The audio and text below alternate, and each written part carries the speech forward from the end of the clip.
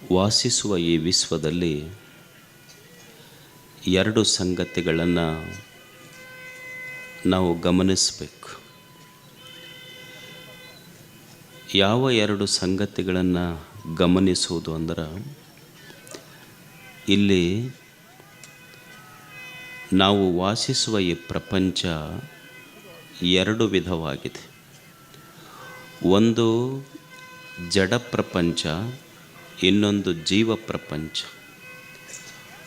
ಒಂದು ಜಡ ಪ್ರಪಂಚ, ಇನ್ನೊಂದು ಜೀವ ಪ್ರಪಂಚ. ಜಡ ಪ್ರಪಂಚ ಅಂದ್ರೆ ಮಣ್ಣು, ನೀರು, ಗಾಳಿ, ಬೆಳಕು, ಪಂಚ ಮಹಾಭೂತಗಳು ಅಂತ ನಾವೇನು ಕರಿತೀವಿ.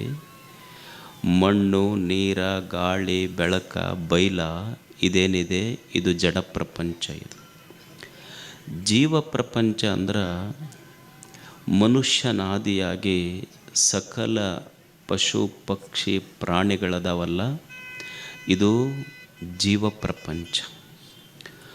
ಒಂದು ಜಡ ಪ್ರಪಂಚ ಇದೆ, ಇನ್ನೊಂದು ಜೀವ ಪ್ರಪಂಚ ಇದೆ. ಈ ಜಡ ಪ್ರಪಂಚ ಮತ್ತು ಜೀವ ಪ್ರಪಂಚ ಇವೆರಡರನ್ನು ಕೂಡಿಸಿದಾತ ದೇವರು.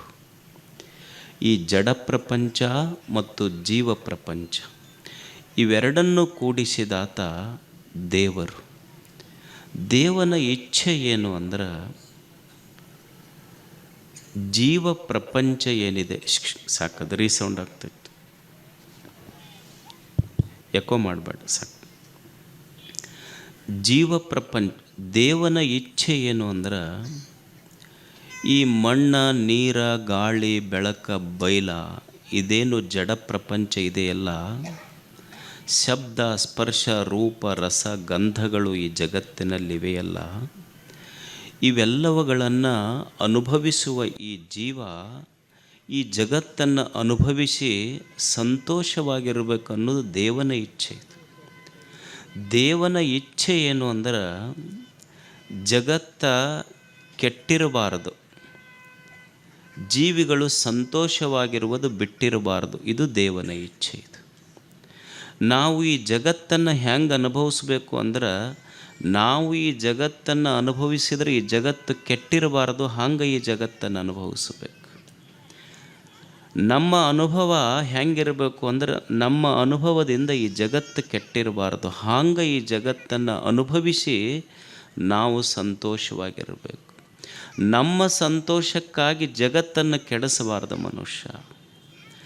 ನಾವೂ ಸಂತೋಷವಾಗಿರಬೇಕು, ಜಗತ್ತೂ ಕೆಟ್ಟಿರಬಾರದು, ಹಂಗೆ ಇಲ್ಲಿ ಬದುಕಬೇಕು. ಇದು ದೇವನ ಇಚ್ಛೆ. ಇದು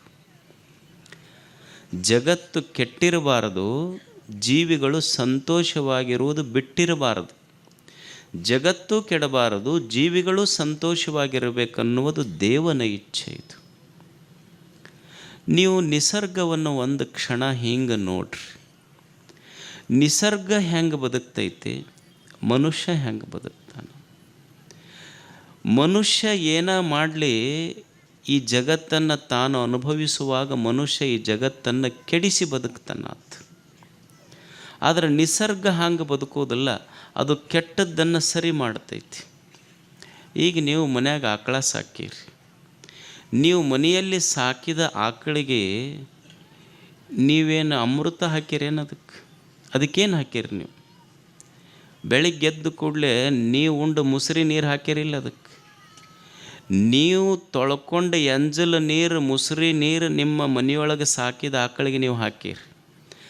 ಆಕಳು ಏನಂತೈತಿ ಅಂದರೆ, ಮನುಷ್ಯನೇ ನೀನು ನನ್ನ ತಟ್ಟಿಯೊಳಗೆ ನೀನುಂಡು ಮುಸುರಿ ನೀರು ಹಾಕಿರ್ಬೋದು, ಆದರೆ ನಾನು ನಿನಗೇನು ಕೊಡ್ತೀನಿ ಅಂದರೆ, ನೀನು ಪೂಜಿಸುವ ದೇವರಿಗೆ ಅಭಿಷೇಕ ಮಾಡಬೇಕಂತ ಹಾಲು ಕೊಡ್ತೀನಿ ಅಂತೈತ.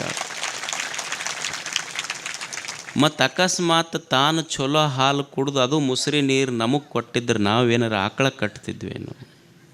ಆಕಳಿಗೇನಾರ ದೇವ್ರಂತ ಪೂಜೆ ಮಾಡ್ತಿದ್ವೇನು?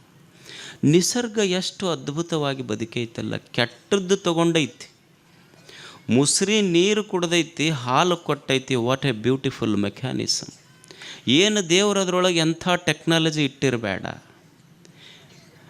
ಪ್ರಾಣಿ ಆಕಳೊಳಗೆ ಎಂಥ ಟೆಕ್ನಾಲಜಿ ಇಟ್ಟಾನ, ಹುಲ್ಲು ತಿಂದು ಹಾಲು ಮಾಡುವಂಥ ಟೆಕ್ನಾಲಜಿ ಇಟ್ಟಾನ. ಇವ ಹಾಲು ಕುಡ್ದವ ಏನು ಕೊಟ್ಟಾನ, ಜಗತ್ತಿಗೆ ವಿಷ ಕೊಟ್ಟಾನ. ಇವ ಟೆಕ್ನಾಲಜಿ ಕೆಡಿಸ್ಕೊಂಡನ ಅಷ್ಟೇ. ಇದು ಹುಲ್ಲು ತಿಂದ ಆಕಳ ಹಾಲು ಕೊಡ್ತೈತಿ, ಹಾಲು ಕುಡ್ದ ಮನುಷ್ಯ ಬರೇ ವಿಷ ಹಂಚಾನ ಜಗತ್ತಿಗೆ. ನಿಸರ್ಗ ಹೆಂಗೆ ಬದುಕ್ತೈತಿ? ಈಗೊಂದು ತೆಂಗಿನ ಗಿಡ ಐತಿ, ಸುಮ್ಮನೆ ನೀವು ಸ್ನಾನ ಮಾಡೋ ನೀರು ಅದ್ರಾಗ ಬಚ್ಚಲ್ದಾಗ ಹಚ್ಚಿದ್ದದು ನೀರು, ನೀವೇನು ಒಯ್ದು ಹಾಕಿಲ್ಲ ದಿವಸ. ನಾವು ಸ್ನಾನ ಮಾಡುವ ನೀರಿನೊಳಗೆ ಬೆಳೆದ ತೆಂಗಿನ ಗಿಡ ಅದು. ತೆಂಗಿನ ಗಿಡಕ್ಕೆ ನಾವೇನು ಕೊಟ್ಟಿವಿ? ರಾಡಿ ನೀರು. ಅದಕ್ಕೆ ರಾಡಿ ನೀರು ನಾವು ಕೊಟ್ಟಿವಿ, ತೆಂಗಿನ ಗಿಡ ನಮಗೆ ಕೊಟ್ಟಿದ್ದು ಎಳೆನೀರ, ತಿಳಿ ನೀರ. ಇದು ನಿಸರ್ಗದ ಧರ್ಮ ಎಷ್ಟು ಅದ್ಭುತ ಐತೆಲ್ಲ ಇದು ಹೇಳಿ. ಅಂದ್ರೆ ನಿಸರ್ಗದೊಳಗೆ ಏನೈತಿ ಅಂದ್ರೆ ಅದು ಕೆಟ್ಟದ್ದು ತಗೊಂಡು ಚಲೋದು ಕೊಡ್ತೈತಿ. ಆದ್ರೆ ಭೂಮಿ ಮೇಲೆ ಚಲೋದು ತಗೊಂಡು ಕೆಟ್ಟದ್ದು ಕೊಟ್ಟವಂದ್ರೆ ಮನುಷ್ಯ ಒಬ್ಬನು. ನಿಸರ್ಗವನ್ನು ನೋಡಿ ಕಲಿಬೇಕಲ್ಲ, ನಿಸರ್ಗದ ಧರ್ಮ ಎಷ್ಟು ಅದ್ಭುತ. ಅದಕ್ಕೆ ನಿಸರ್ಗವನ್ನು ನೋಡಿ ಬದುಕಬೇಕು ಮನುಷ್ಯ. ಏನು ಬದುಕುವುದು ಅಂದ್ರೆ ಈ ಜಗತ್ತಿನಲ್ಲಿ ಯಾವುದನ್ನು ಕೆಡಿಸಿ ಬದುಕಬಾರದು. ದೇವರು ಏನು ಮಣ್ಣು ಕೊಟ್ಟಾನ, ಮಣ್ಣು ಕೆಡಿಸಬಾರದು. ನೀರು ಕೊಟ್ಟಾನ, ನೀರು ಕೆಡಿಸಬಾರದು. ಗಾಳಿ ಕೊಟ್ಟಾನ, ಗಾಳಿ ಕೆಡಿಸಬಾರದು. ಬೆಳಕ, ಈ ಬೈಲ, ಈ ಜಗತ್ತನ್ನು ಕೆಡಿಸಲಾರ್ದಂಗೆ ಬದುಕಬೇಕು. ಭಾಳ ಮಂದಿ ಕೇಳುವುದಿಲ್ಲ, ಭಾಳ ಮಂದಿ ಕೇಳ್ತಿರ್ತಾರೆ. ಏನಂತಿರ್ತಾರೆ ಅಂದ್ರೆ, what is the purpose of life, ಹೇಳ್ರಿ ಸ್ವಲ್ಪ ಅಂತ ಇರ್ತಾರೆ. ಜೀವನದ ಉದ್ದೇಶ ಏನು ಹೇಳ್ರಿ? ಜೀವನದ ಉದ್ದೇಶ ಏನು? ಬಹಳ ಶಾಸ್ತ್ರ, ಪುರಾಣ, ವೇದ, ಆಗಮ, ವಚನ ನೀವೇನ ಓದ್ರಿ, ಭಾಳ ಸರಳವಾಗಿ ಇಡೀ ಮನುಷ್ಯನ ಜೀವನದ ಉದ್ದೇಶ ಒಂದೇ ಒಂದು ಲೈನ್ನೊಳಗೆ ನೀವು ಅದನ್ನು ಸಮರೈಸ್ ಮಾಡಬೇಕಂದ್ರೆ, ಅದನ್ನು ಒಂದೇ ಸಾಲಿನಲ್ಲಿ ಹೇಳ್ರಿ. ಜೀವನದ ಉದ್ದೇಶ ಏನು ಅಂದ್ರೆ, ಜೀವನದ ಉದ್ದೇಶ ಏನೂ ಅಲ್ಲ. ದೇವ್ರು ಏನು ಈ ಜಗತ್ತು ಕೊಟ್ಟಾನಲ್ಲ, ಅವ ಎಲ್ಲ ಚಲೋದ ಇಟ್ಟಾನಿಲ್ಲಿ. ನೀರು ಚಲೋ ಐತಿ, ಗಾಳಿ ಕೆಟ್ಟಿಲ್ಲ, ನೀರು ಕೆಟ್ಟಿಲ್ಲ, ಬೆಳಕು ಕೆಟ್ಟಿಲ್ಲ, ಬಯಲು ಕೆಟ್ಟಿಲ್ಲ, ಭೂಮಿ ಕೆಟ್ಟಿಲ್ಲ, ಏನೂ ಕೆಟ್ಟಿಲ್ಲ ಈ ಜಗತ್ತಿನೊಳಗೆ.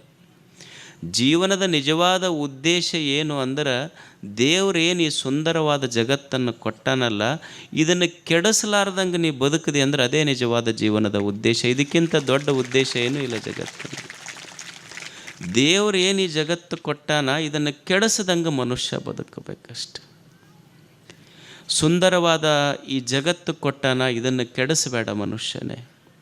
ಎಷ್ಟು ಅದ್ಭುತ ಜಗತ್ತಿದೆಯಲ್ಲ, ಇದನ್ನು ಕೆಡಿಸಲಾರ್ದಂಗೆ ಬದುಕು. ಸುಂದರವಾದ ಜೀವನವನ್ನು ಕೊಟ್ಟಾನಲ್ಲ, ಇದನ್ನು ಕೆಡಿಸಲಾರ್ದಂಗೆ ಬದುಕು. ಸುಂದರವಾದ ದೇಹ ಕೊಟ್ಟಾನಲ್ಲ, ಇದನ್ನು ಕೆಡಿಸಲಾರ್ದಂಗೆ ಬದುಕು. ಒಳ್ಳೆಯ ಮನಸ್ಸು ಕೊಟ್ಟಾನ, ಒಳ್ಳೆಯ ಬುದ್ಧಿ ಕೊಟ್ಟಾನ, ಇದನ್ನು ಕೆಡಿಸಲಾರ್ದಂಗೆ ಬದುಕಷ್ಟೆ.